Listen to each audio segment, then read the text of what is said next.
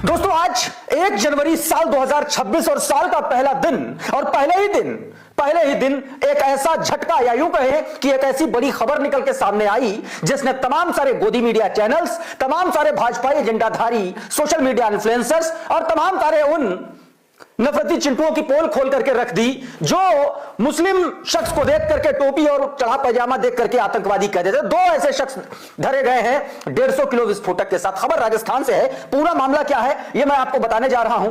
आपको बताऊंगा कि किस तरीके से जिस बांग्लादेश का नाम ले लेकर के भाजपाई हिंदू और तमाम सारे हिंदूवादी संगठन मुसलमानों की लिंचिंग कर रहे हैं, उन्हीं भक्तों के पापा प्रधानमंत्री नरेंद्र मोदी ने बांग्लादेश को क्या कुछ भेजा है और कैसे बांग्लादेश से सटने की कोशिश की जा रही है, वो भी तस्वीर, वो भी खबर मैं आपको दिखाऊंगा और साथ में बताऊंगा कि कैसे एक अब्दुल ने तमाम सारे हिंदूवादियों की चूड़ी टाइट कर दी। क्यों मैं ऐसा कह रहा हूं यह भी मैं आपको बताऊंगा। इसके अलावा इंदौर से जुड़ी एक बहुत इंपॉर्टेंट खबर। एक पत्रकार ने भारतीय जनता पार्टी के नेता और मंत्री और बदतमीज आदमी, इसके बदतमीज बेटा जो था बल्लेबाज जिसने बैट से एक व्यक्ति को मारा था, अधिकारी को, अब उसी का बाप कैलाश विजयवर्गीय इंदौर में गंदा पानी पीने की वजह से हुई 10 मौतों पर जब पत्रकार ने सवाल पूछा तो घंटे का सवाल बता रहा है। उसके बाद पत्रकार ने कैसा इसको तमाचा जड़ा है वो पूरे सोशल मीडिया पर गूंज रहा है। दिखाऊंगा, सब कुछ दिखाऊंगा, लेकिन सबसे पहले आपको एक तस्वीर दिखाता हूं। ये जो कार है ना दोस्तों, ये कार राजस्थान के टोंक जिले से बरामद हुई है, पकड़ी गई है।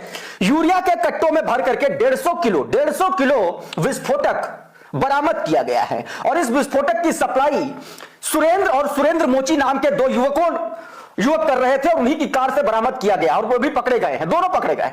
150 किलो अमोनियम नाइट्रेट पकड़ा गया। यह वही विस्फोटक है जो कई बार आतंकवादी जो है अलग अलग जगहों पर ब्लास्ट करने के लिए इस्तेमाल करते हैं।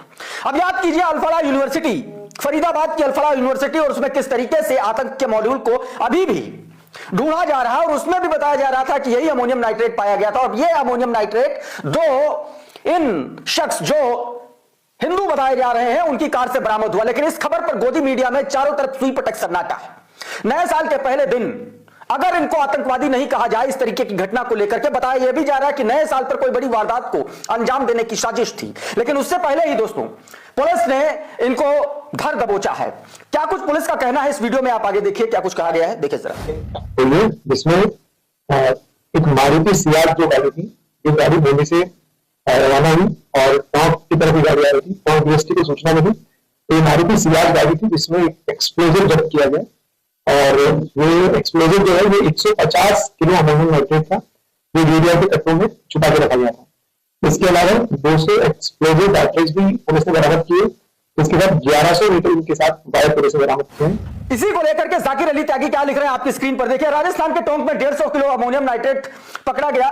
दो व्यक्ति सुरेंद्र पुत्र भंवरलाल और सुरेंद्र मोची को गिरफ्तार किया।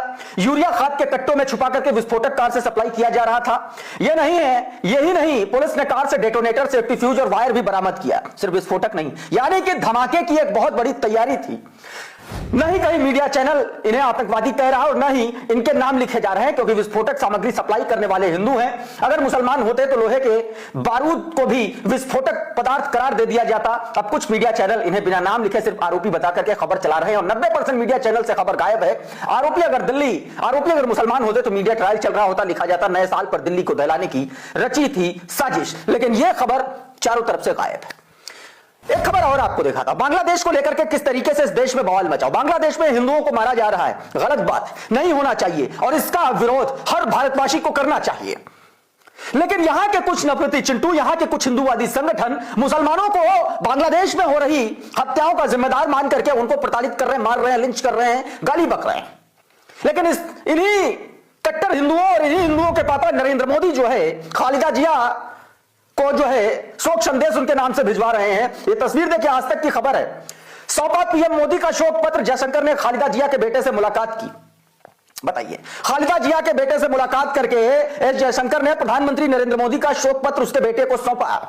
कुणाल शुक्ला इसी पर लिख रहे हैं, कह रहे हैं कि इधर भगत यहां बांग्लादेश में हिंदुओं की हत्या पर देश में मुसलमानों के नफरत फैलाए पड़ा, उधर विदेशी पत्नी वाला विदेश मंत्री बांग्लादेश जाकर के खालिदा जिया के लिए शोक संदेश थमा रहा है। जय श्री राम। सवाल वाजिब है और बहुत मौजू है। आपस में हिंदू मुसलमान देश में करवा करके सत्ता की कुर्सी, सत्ता की मलाई चाट रही नरेंद्र मोदी की सरकार और भाजपाई प्रदेशों की सरकारें विदेशों में किस तरीके से उन्हीं से सट रही हैं, इससे बड़ा उदाहरण आपको मिलेगा नहीं। एक और तस्वीर दिखा देता हूं। शाहरुख खान को धमकी दी जा रही है और भाजपाई नेता संजीत सोम सरेआम धमका रहा है। ये वीडियो देख लीजिए आप। खिलाड़ी भारत में खेलने आएंगे तो एयरपोर्ट से बाहर कदम नहीं रख पाएंगे, हम दावे के साथ कह रहे हैं। समझना चाहिए शाहरुख खान जैसे गद्दारों को कि जिस तरीके की गद्दारी आप देश के साथ कर रहे हो, आपको यहां तक अगर आज पहुंचाया तो इस देश के लोगों ने पहुंचाया। डॉक्टर लक्ष्मण यादव लिख रहे हैं कि शाहरुख खान को गद्दार बताते हुए यूपी बीजेपी नेता संजीत सोम ने कहा, अगर रहमान जैसा खिलाड़ी भारत आएगा तो एयरपोर्ट से बाहर नहीं निकल पाएगा। संजीत सोम से एक सवाल, खालिदा जिया के बेटे से एस जयशंकर की मुलाकात को क्या यह भाजपाई अपने ही भाजपाई आका के लिए यह शब्द कह पाएगा क्या? और अगर नहीं कह पाएगा तो यह हद दर्जे का नफरती व्यक्ति सीधे तौर पर मौका परस्ती का एक नया स्मारक स्थापित कर रहा, खासतौर पर पश्चिमी उत्तर प्रदेश के उस इलाके में जहां हिंदू मुस्लिम ध्रुवीकरण का जिसे केंद्र माना जाता है। एक और तस्वीर दिखाता हूं कि कैसे अब्दुल की चूड़ी टाइट करते करते अब्दुल ने ही चूड़ी टाइट कर दी और तमाम सारे नफरतियों की जुबान पर ताला लगा दिया। हां, ऐसा ही इतिहास रचा है अब्दुल ने। देखिए, झांसी के अब्दुल आकिब, ये खबर देखिए जरा, एनबीटी की खबर है। झांसी के अब्दुल आकिब ने बनाया ऐसा सॉफ्टवेयर, अमेरिका के कारोबारी भी मुरीद हुए। अमेरिका से लेकर के सऊदी अरब तक दुनिया भर के कारोबारी मुरीद हैं। एक नया स्टार्टअप, उन्होंने एक तरीके से ऐसा सॉफ्टवेयर इजाद किया जिससे आप ये समझिए कि पूरी दुनिया में तहलका मचा दिया है। अब ये देखिए खबर जर्नो मिरर की, झांसी के अब्दुल आकिब ने बनाया ऑटो रिमूव सॉफ्टवेयर, अमेरिकी कारोबारी भी मुरीद हुए। और यहां पर भगत क्या कर रहे हैं? लिंचिंग कर रहे हैं, हिंदू मुसलमान कर रहे हैं, वंदे मातरम गवा रहे हैं, जय श्री राम बोल करके किसी को भी घेर ले रहे हैं, मार दे रहे हैं, पीट दे रहे हैं, किसी के ड्राइंग रूम में घुस जाएंगे, किसी के बेडरूम में घुस जाएंगे, ये कर रहे हैं। इधर अब्दुल ने अपना काम कर दिया। वो अब्दुल जिसको ये नफरती चिंटू पंचर बनाने के आगे देखते नहीं है, उसने इतिहास रच दिया। और अब दिखाता हूं नरेंद्र मोदी के एक बदतमीज मंत्री की करतूत। इंदौर में गंदा पानी, गंदा मतलब सेप्टिक टैंक का पानी पीने से 10 लोग मर गए। 10 लोग मर गए सीवर का पानी पी करके। और इस मंत्री से जब सवाल किया गया तो कह रहा घंटे का सवाल। बदतमीजी की मचान, ये आदमी अपने इसी तरीके की बदजुबानी के लिए जाना जाता है। दर्जनों ऐसे इसके बयान है और सोशल मीडिया पर माफी मांगता फिर रहा है। ये पूरा वीडियो देखिए, उसमें नीले कुर्ते वाले को जरूर देखिएगा, क्योंकि नीले कुर्ते वाला वही चिंटू है इसका जो इस इलाके का पार्षद है जिस इलाके में 10 लोग मर गए। ये वीडियो देख लीजिए।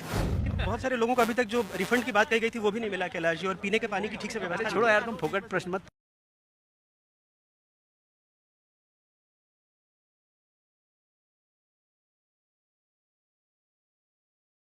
ಈ ವಿಡಿಯೋ ಶೇರ್ ಮಾಡಿ, ಲೈಕ್ ಮಾಡಿ, ಸಬ್ಸ್ಕ್ರೈಬ್ ಮಾಡಿ।